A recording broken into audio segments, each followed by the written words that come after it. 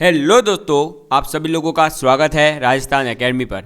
मैं परवीन सिंह आप सभी लोगों के साथ में, जैसा कि आप सभी लोग जानते हैं, लैब असिस्टेंट के लिए यानी प्रयोगशाला सहायक के लिए लगातार फिजिक्स और केमिस्ट्री की क्लासेस लेकर के आ रहा हूं। केमिस्ट्री की क्लासेस के अंदर हम दोस्तों ने जो है एस और पी ब्लॉक के बारे में बात कर रहे हैं। वैसे ही फिजिक्स के अंदर हम बात कर रहे हैं ऑप्टिक्स टॉपिक के ऊपर यानी प्रकाशिकी के बारे में। अब अगर हम बात करें दोस्तों, तो ऑप्टिक्स के अंदर आपके सिलेबस में क्या क्या दे रखा है उसको हम एक बार देख लेते हैं, क्योंकि हमने जो है ऑप्टिक्स का 50% ऑलरेडी कवर कर लिया है। इसलिए एक बार आपको वापस से याद दिला देता हूं कि हमारे सिलेबस में है क्या। देख लीजिए दोस्तों, आपके सिलेबस में है माइक्रोस्कोप, टेलीस्कोप जो मैं पढ़ा चुका हूं, ठीक है, डिफ्रैक्शन पढ़ा चुका हूं। अब आज हम बात करेंगे पोलराइजेशन और पोलरीमीटर की। उसके बाद में लास्ट में हम बात करेंगे इंटरफेरेंस की। सर इंटरफेरेंस की लास्ट में क्यों? क्योंकि इंटरफेरेंस जो है थोड़ा सा अच्छा सा टॉपिक है, और जिसको जो है अगर आपने ये सब चीज़ें पढ़ रखी है तो और अच्छे से समझ में आ जाता है। इसलिए समझ में आ गई बात। तो अब हम बात करते हैं, उससे पहले स्लाइड में पेज कमी है, मैं और पेजेस ऐड कर देता हूं।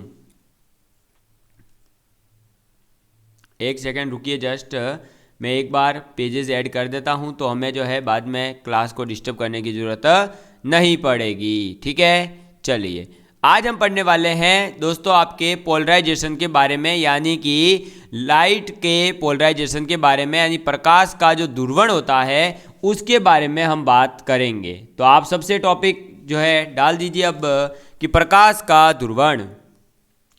प्रकाश टॉपिक क्या डालेंगे दोस्तों आप? प्रकाश का ध्रुवण यानी कि पोलराइजेशन ऑफ लाइट। किसकी बात करेंगे हम? पोलराइजेशन ऑफ लाइट के बारे में बात करेंगे। अब ये जो पोलराइजेशन ऑफ लाइट है, इसके बारे में बात करने से पहले हम थोड़ा सा जो है दोस्तों पीछे जाना होगा, क्योंकि हमें पहले ये समझना होगा कि ये जो प्रकाश है इसका नेचर कैसा है, ये है क्या। क्योंकि ये तभी समझ आएगा जब हम इसको पूरा डिटेल में समझ लेंगे, बैकग्राउंड से होते हुए। मतलब हम इसकी जो बैकग्राउंड में हिस्ट्री है उसको जब समझेंगे, इसके पीछे क्या हो रखा है, तब जाते हम पोलराइजेशन वाले कॉन्सेप्ट को समझ पाएंगे। तो बात करते हैं दोस्तों हमारे 1864 की। कब की? 1864 की। 1864 ईस्वी में हमारे एक वैज्ञानिक हुए थे जिनका नाम था जेम्स क्लार्क मैक्सवेल। तो मैं डायरेक्ट लिख देता हूं मैक्सवेल। ठीक है, कौन हुए थे? तो हमारे हुए थे जेम्स क्लार्क मैक्सवेल।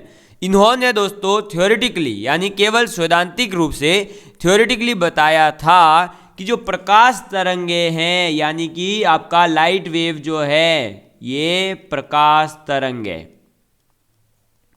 जो है ये कैसी तरंगे हैं? तो इन्होंने बताया था कि ये विद्युत चुंबकीय तरंगे हैं, यानी इलेक्ट्रोमैग्नेटिक वेव्स है। समझ में आई बात? ये कैसी तरंगे हैं? तो विद्युत चुंबकीय तरंगे। सबसे पहले तो हमें ये पता चले। समझ में आ गई बात? यहीं से जो है ये पोलराइजेशन का कॉन्सेप्ट उठता है। तो 1864 ईस्वी में जेम्स क्लार्क मैक्सवेल ने कहा कि जो प्रकाश की तरंगे हैं, इनको सैद्धांतिक रूप से इन्होंने बताया कि ये विद्युत चुंबकीय तरंगे हैं। अब दोस्तों, अगर आपके ये जो विद्युत चुंबकीय तरंगे होती है, इसका पूरा एक चैप्टर है अलग से, इलेक्ट्रोमैग्नेटिक्स वेव, उनको आपको पढ़ने की जरूरत नहीं है। हम इसके बारे में केवल इतना जानना चाहिए कि जो ये विद्युत चुंबकीय तरंगे होती है, इसके अंदर विद्युत क्षेत्र यानी इलेक्ट्रिक फील्ड और आपका चुंबकीय क्षेत्र यानी मैग्नेटिक फील्ड, ये दोनों जो है एक ही समान कला में होती है, एक ही फेज में होती है। और ये दोनों जो है जिस तरंग की संचरण, इनकी जिस दिशा में इनका जो है चलन हो रहा है, जिस दिशा में चल रही है, ये तीनों मतलब इनके संचरण की दिशा, इलेक्ट्रिक फील्ड की दिशा और मैग्नेटिक फील्ड की दिशा, तीनों की जो डायरेक्शन होती है वो एक दूसरे के परपेंडिकुलर होती है। ये कंडीशन होती है विद्युत चुंबकीय तरंगों की। किसकी? विद्युत चुंबकीय तरंगों की। तो आप लिखेंगे कि विद्युत व चुंबकीय क्षेत्र, विद्युत व चुंबकीय क्षेत्र सदिश, यानी कि जो आपके भाई दोनों ये तो क्या होते हैं, सदिश होते हैं, वेक्टर्स होते हैं, विद्युत क्षेत्र सदिश और चुंबकीय क्षेत्र सदिश समान कला में, यानी सेम फेज, ठीक है, कला यानी क्या होता है, फेज होता है, तो समान कला में तरंग संचरण, यानी किस डायरेक्शन में आपकी वेव जा रही है, समझ में आ गई बात। तो तरंग संचरण की दिशा, यानी इलेक्ट्रोमैग्नेटिक वेव जो है इनकी डायरेक्शन, ठीक है। अब तरंग संचरण की दिशा के अभिलंबवत, यानी परपेंडिकुलर, ठीक है, अभिलंबवत तल में, अभिलंबवत तल में तरंग गति करते हैं, ठीक है। तो देखिए क्या हुआ कि मैक्सवेल महोदय ने कहा कि जो विद्युत चुंबकीय तरंगे है ना, यही नेचर है प्रकाश का भी, यानी प्रकाश कैसा है, विद्युत चुंबकीय तरंगे है, प्रकाश तरंगे जो है क्या है, विद्युत चुंबकीय तरंगे है। ये किसने कहा, जेम्स क्लार्क मैक्सवेल ने। अब इन्होंने ये कहा तो इससे पहले ही विद्युत चुंबकीय तरंगे तो आ चुकी थी, तो विद्युत चुंबकीय जो तरंगे थी उनकी विशेषता ये थी कि विद्युत क्षेत्र चुंबकीय क्षेत्र समान कला में तरंग संचरण की दिशा के अभिलंबवत तल में तरंग करते हैं, समझ में आ गई बात। यानी कि ये एक दूसरे के परपेंडिकुलर होंगे और तरंग संचरण की दिशा तीनों ही एक दूसरे के क्या होंगे, परपेंडिकुलर होंगे। अब ये आप पॉइंट नोट करिए कि विद्युत चुंबकीय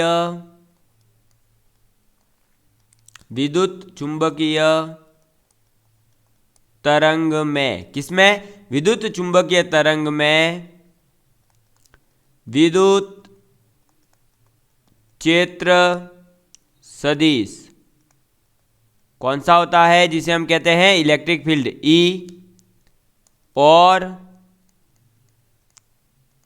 चुंबकीय क्षेत्र सदिश जिसे हम कहते हैं, आप किससे रिप्रेजेंट करते हैं, B से, आपका विद्युत क्षेत्र E से और चुंबकीय क्षेत्र B से, तथा जो तरंग संचरण यानी तरंग किस डायरेक्शन में जा रही है, तो तरंग, एक मिनट, तरंग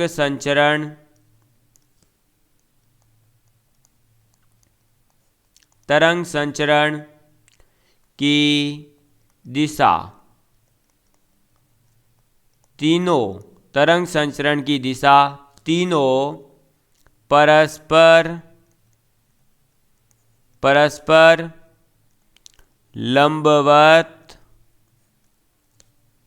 होते हैं, परस्पर लंबवत होते हैं। ये बात आप याद रखेंगे कि प्रकाश का ध्रुवण जो है पूरा समझने के लिए क्या क्या पता होना चाहिए कि 1864 में क्लार्क महोदय ने कहा था कि प्रकाश तरंगे कैसी होती है, विद्युत चुंबकीय तरंगे होती है। अब विद्युत चुंबकीय तरंगे जो होती है उसमें विद्युत क्षेत्र और चुंबकीय क्षेत्र दोनों समान कला में तरंग संचरण की दिशा के लंबवत होते हैं, और इसका मतलब हुआ कि विद्युत क्षेत्र और आपका चुंबकीय क्षेत्र और तरंग संचरण की दिशा तीनों परस्पर लंबवत होते हैं।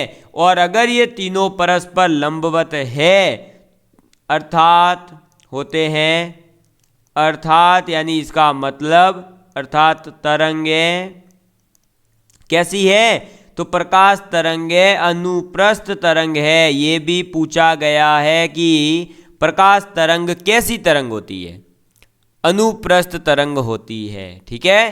तो अनुप्रस्थ तरंगे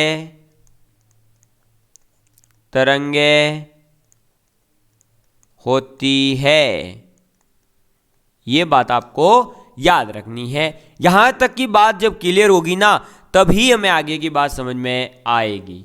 अब आप आगे लिखिए आगे बात आ जाती है कि जो विद्युत चुंबकीय क्षेत्र में जो तरंगे हैं और इनके अंदर जो विद्युत क्षेत्र है, विद्युत चुंबकीय तरंगों के अंदर जो विद्युत क्षेत्र है वो सदिश जो कंपन का तल है, यानी ये किस डायरेक्शन में वाइब्रेट हो रहे हैं उस तल, और जो तरंग संचरण यानी इसकी जिस डायरेक्शन में चल रही है वो दोनों दिशाएं जिस डायरेक्शन में जहां जिस तल में स्थित होती है, जिस प्लेन में स्थित होती है, उस प्लेन को कहा जाता है कंपन तल, यानी कि प्लेन ऑफ वाइब्रेशन कहलाता है। तो अब आप लिखेंगे विद्युत चुंबकीय तरंगे, विद्युत चुंबकीय तरंगे, विद्युत चुंबकीय तरंग, विद्युत चुंबकीय तरंग में वह तल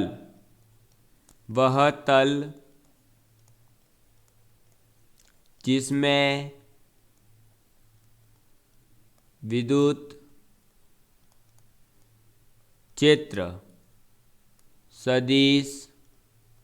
क्षेत्र सदिश के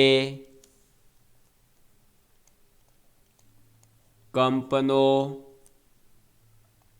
का तल तथा तरंग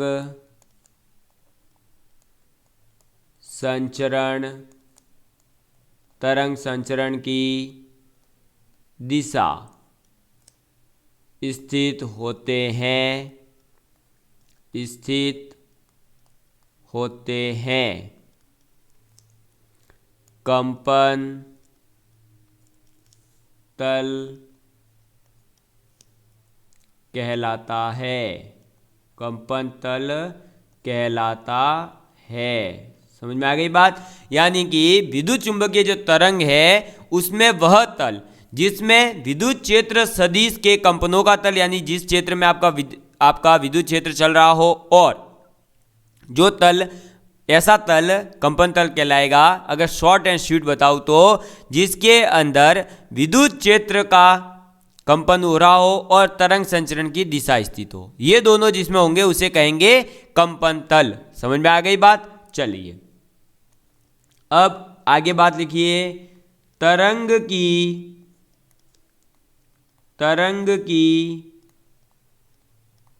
समस्त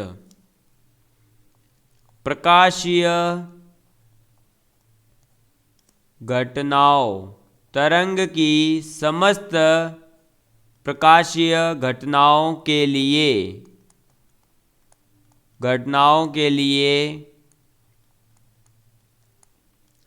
विद्युत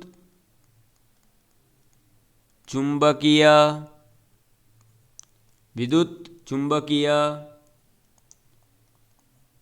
तरंगों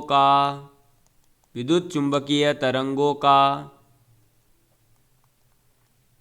विद्युत क्षेत्र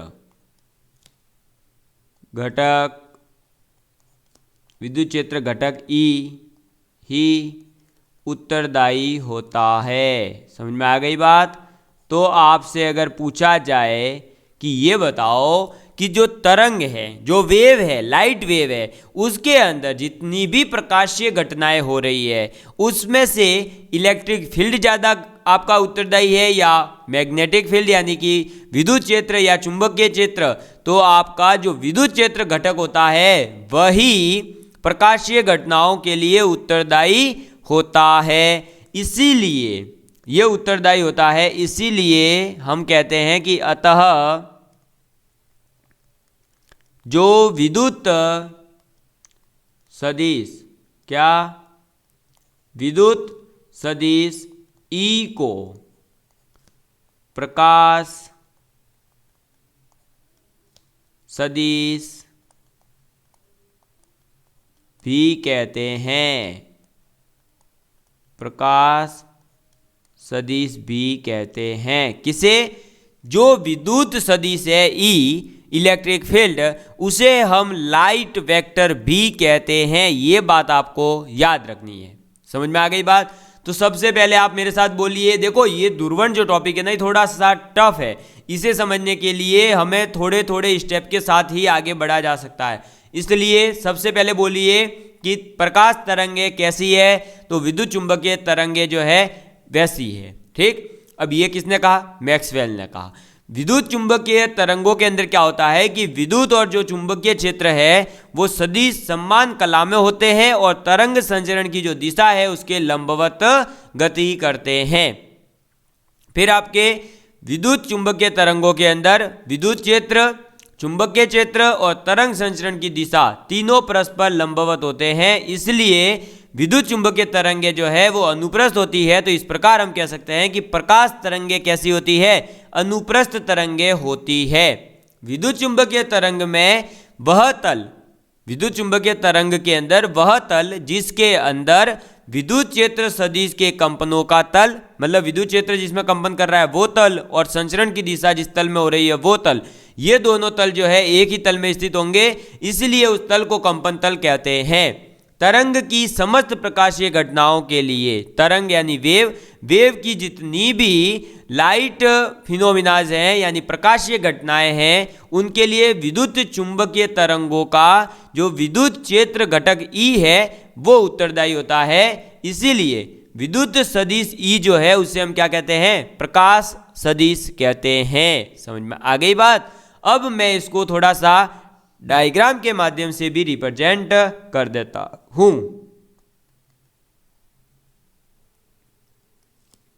आप भी इस डायग्राम को जरूर बना लें, क्योंकि पूछा जाता है डायग्राम भी। मैं बता रहा हूं कैसे पूछेंगे।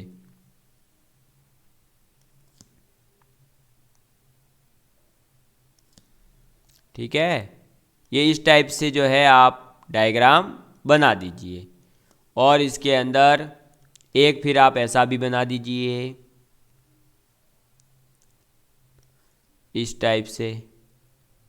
ठीक है, और ये ऐसे मिला दीजिए। फिर इसके अंदर हम कलर भी भरेंगे, थोड़ा सा रंगीन होना चाहिए। अरे भाई तभी तो समझ आएगा। तो ये रंगीन,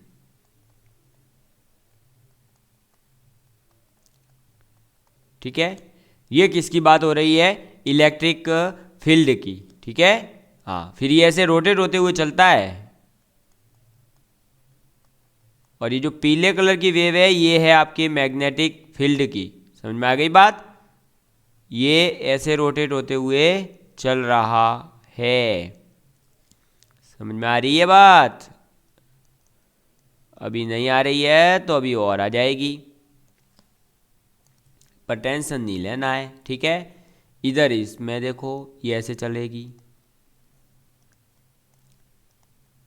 ठीक है, ये डायग्राम थोड़ा अच्छे से बनाना ताकि आपका क्लियरेंस आ जाए।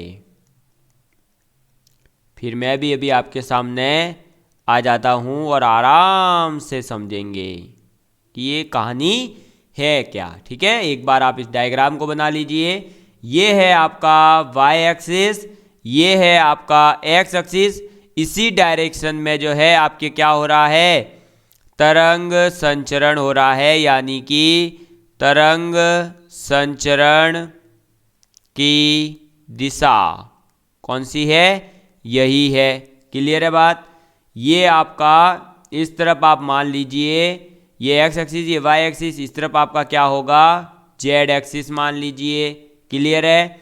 ये आपका जो है ये जो पीले पीले कलर का है ना भाई, ये आपका मैग्नेटिक फील्ड यानी चुंबकीय क्षेत्र है जिसे हम बी वेक्टर कहते हैं।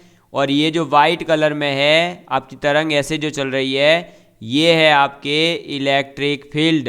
समझ में आ गई बात? यानी कि विद्युत क्षेत्र। अब मैं दोस्तों आपको इसको पूरा और अच्छे से समझा देता हूं।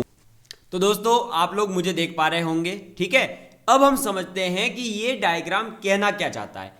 ये डायग्राम आपको कहना ये चाहता है कि आपका इलेक्ट्रिक फील्ड, सपोज करिए मेरे पास जो है ये वायर है। ठीक है, इसके अंदर ये हाफ वायर इलेक्ट्रिक फील्ड को रिप्रेजेंट करेगा, और ये हाफ वायर जो है आपका किसको? मैग्नेटिक फील्ड को रिप्रेजेंट करेगा। और ये इस टाइप से जो है मैं सपोज करिए डायग्राम बनाने की कोशिश करता हूं।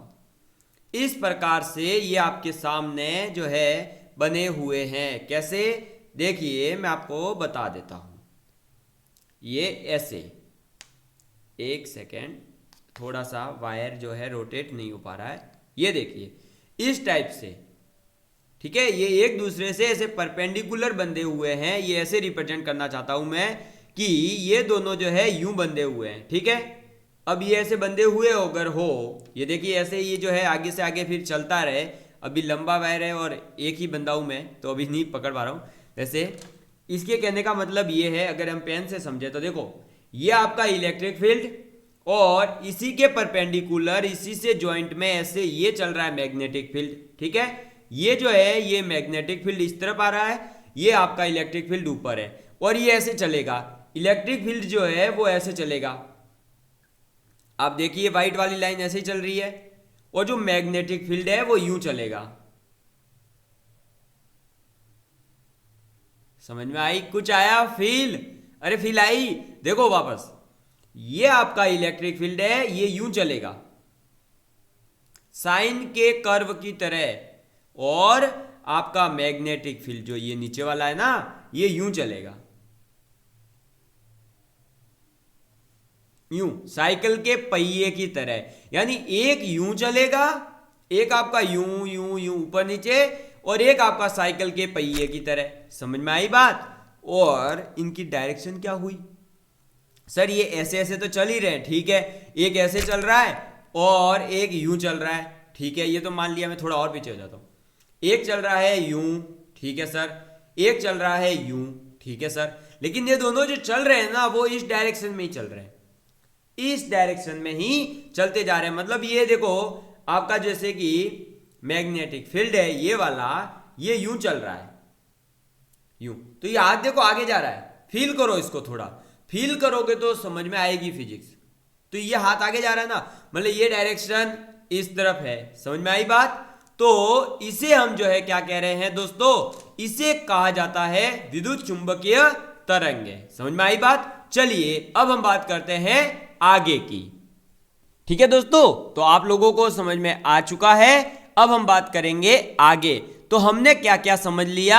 हमने ये समझ लिया दोस्तों कि आपके विद्युत चुंबकीय जो तरंगे हैं उनकी क्या विशेषता होती है। अब ये विशेषताएं अगर आपको पता चल गई है, तो अब अगर हम आगे बात करें तो प्रकाश का उत्सर्जन भी समझना जरूरी है। ठीक है, तो अब आप लिखेंगे प्रकाश का उत्सर्जन, यानी कि प्रकाश डेवलप्ड कैसे होता है। तो प्रकाश का उत्सर्जन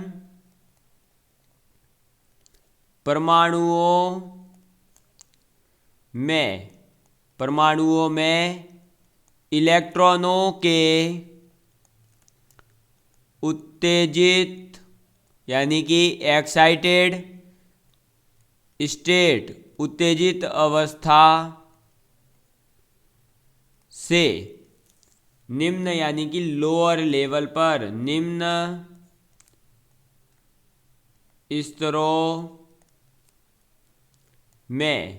स्तरों में संक्रमण के कारण होता है। समझ में आ गई बात? ये कहने का मतलब है कि आपके प्रकाश का उत्सर्जन कैसे होगा, तो परमाणुओं का इलेक्ट्रॉनों में उत्तेजित अवस्था से निम्न अवस्था में आने की वजह से क्या होता है, प्रकाश का उत्सर्जन होता है। बिल्कुल दोस्तों, अभी तक तो हमने केवल बात करी विद्युत चुंबकीय तरंगों के बारे में।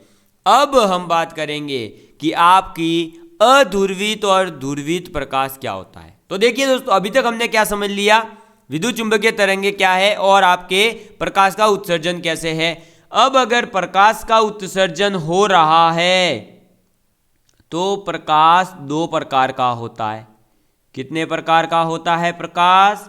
दो प्रकार का होता है। ठीक है, एक आपके होता है अध्रुवित प्रकाश। कैसा प्रकाश? अध्रुवित प्रकाश यानी कि अनपोलराइज्ड लाइट, ठीक। और एक होता है दूरवीत प्रकाश यानी कि पोलराइज्ड लाइट। समझ में आ गई बात? दूरवीत प्रकाश समझ में आ गई। प्रकाश कितने प्रकार के हैं? 2 प्रकार के। एक है अनपोलराइज्ड यानी अधूर्वित, एक है धूर्वित प्रकाश।